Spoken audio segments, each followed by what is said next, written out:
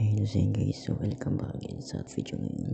So bali nagbabalik na ulit tayo this March 2025 with 2 new features and UI redesign na i-review natin dito kay Meta. So unahin natin yung sa Facebook. So yung ito sa Facebook blow up. So may nakakita kong bagong feature ni Meta nung sinubukan kong i-turn on yung badge ni Papa JT sa top fan. So yun din, may nakita ko isang option which is ito, so ito pa sa inyo. So dito kasi sa nung nag-turn on ako ng top fan badge kay Papa JT, ayun, so, ay nawala, masayang. Pero dito yan ma-access ko yun dito sa kabila sa ating profile.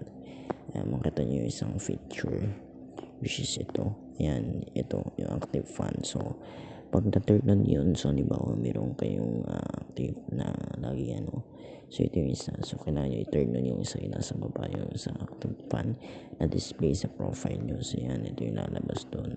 Nilalabas dyan yung lahat ng mga active fan yung support nyo kung anong badge yung inyong nakuha nyo doon. So nandiyan din yung list ng mga page and public figures na fina-follow nyo and lagi sinusupport nyo by just commenting and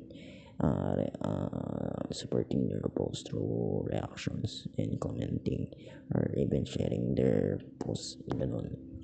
So yan, lalabas na sa inyong profile. So isa din yan sa mga bagong features ni Facebook or ni Meta para matinan nyo kung ma-preview nyo yung mga pages na sila medyo important sila. So, and then yung isa, so tulad naman tayo sa Messenger. So si Messenger is recently nag-change ng UI logo. So hindi lang sa logo nag-focus si Messenger, but meron din siyang mga sections na pinalitan. So yan, mas ninopen si Messenger. Ayan. And then yung isa pang pinalitan niya to, yan, kinuha niya maliit yung Messenger niya dito din. Ibang font, and then wala dito yung isa, yung mismong profile icon nyo. So nilipat siya sa baba. So ito dati naging tatlo lang to, then palipat-lipat dalawa, tatlo, naging apat na ngayon. Si Meta AI is yan, pangalawa na siya. So yung access si Meta AI, so gamit niyang